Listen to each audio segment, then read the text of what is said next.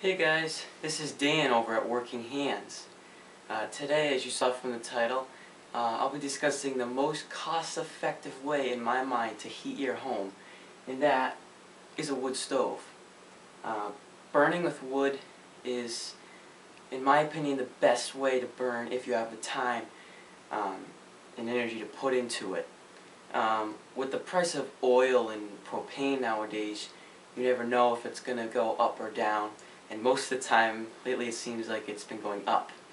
So with wood, if you have a big property and a lot of land, you can easily go and cut your wood down for free because you already own it, and split it and stack it and burn it. But if you don't, you can still buy the cords from people that sell wood. And that tends to be a lot cheaper than, in the long run, than buying oil and heating your home that way. But it does take a lot of work. But it's kind of funny, my YouTube channel, as you've already seen, is called Working Hands. And the reason why I call it that is because I like to have working hands, and I think it's good and profitable for people's hands to be working and not sitting idle. But I also like to do stuff with my hands, and wood is a great way to do that. I got my fire going here just a minute ago, and but it needs to be filled up as I just got it going. And so I thought I'd talk about that a little bit. So as you can see at the top of your screen, we have a temperature gauge. And this tells me not only the temperature of the fire, but what temperatures it should be and where it shouldn't be. Because if it's too low, it will cause creosote in the chimney, which can lead to a chimney fire. If it's right in the middle there in the yellow line, it's a comfortable burn zone and an okay zone. If it's past the yellow line to the other line, then it's overheated. It can cause cracks and warps in your stove, and it can also cause chimney fires as well. So you want to, for the most part, keep it in that yellow line. And that can be controlled by the damper at the top of your screen as a disc that you can tilt and set to how much smoke you want to let out and up the chimney. And you can adjust that, and that will keep the temperature adjusted.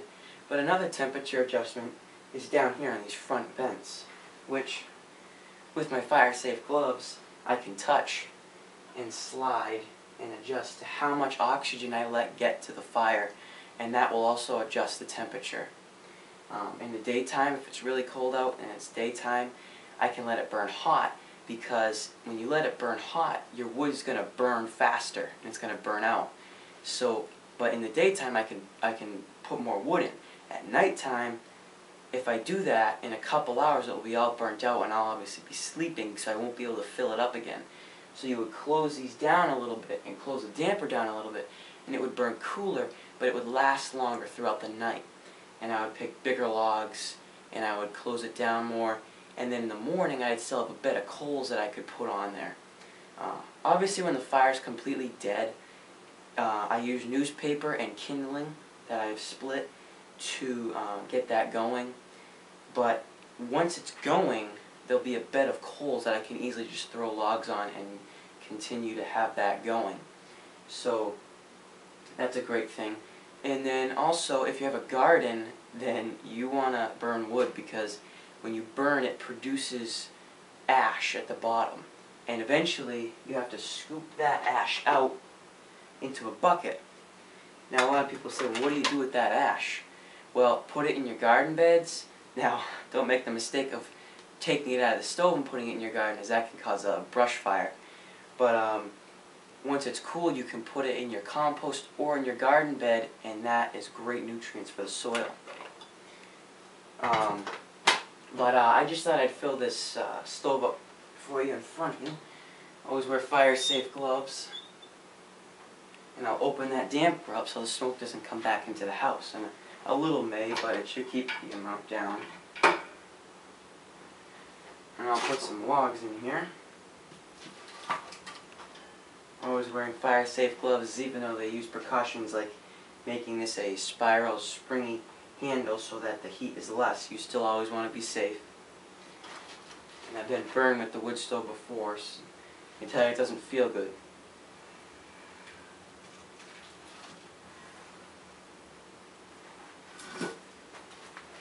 But I really like wood. It keeps me working and keeping me from becoming lazy. And also, as I'm loading, you can see this debris and bark and dust and leaves and stuff fall off the wood before it gets to the stove or when I'm stacking. Which is okay because it's just wood or something similar to wood. And that can be swept up and thrown back into the fire, as I'll show you here. Oh, you'll also need a set of fireplace tools. You'll need a rake, and I recommend a shovel and a broom. And I can just easily sweep up all this debris here. Sweep it up into my pan and throw that right in the fire. And that'll burn. I don't have to worry about it. But the meter still is in that creosote zone, so I want to continue to leave this cracked and open while it's heating up.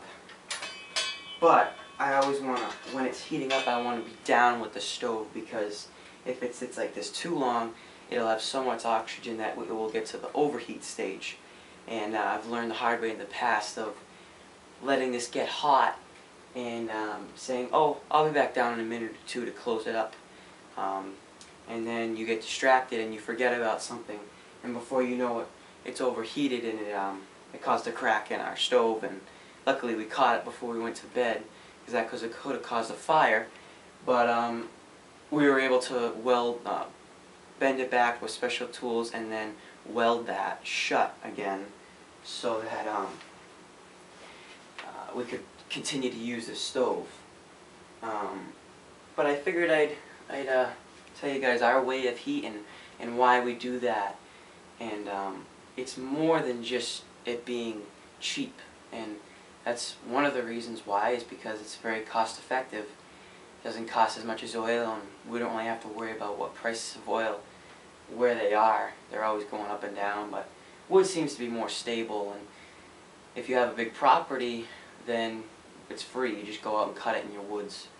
But it's more than just that. It's also, like I mentioned earlier, you know, working with your hands, and the Bible talks about not being idle and not being slothful or lazy.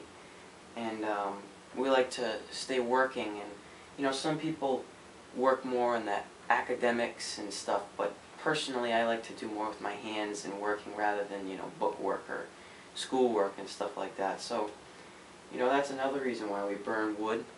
And you know, we really enjoy it here. My fire's just getting up to into the yellow zone now, so once it reaches about the middle, I'll close it, and then I'll close it down and for the night, and then in the morning we'll stoke it early in the morning if need be. But it's warming up finally out there. Glad winter's over, and so just sit here in the summer, and in the fall time we'll get it going again. So another thing about wood stoves is you will eventually have to clean your chimney out and make sure there's no creosote buildup, as that could be very dangerous. But as long as you're careful and willing to work, this can be a great way to heat your home. But I'll close this down here for the night. I'll close these vents halfway.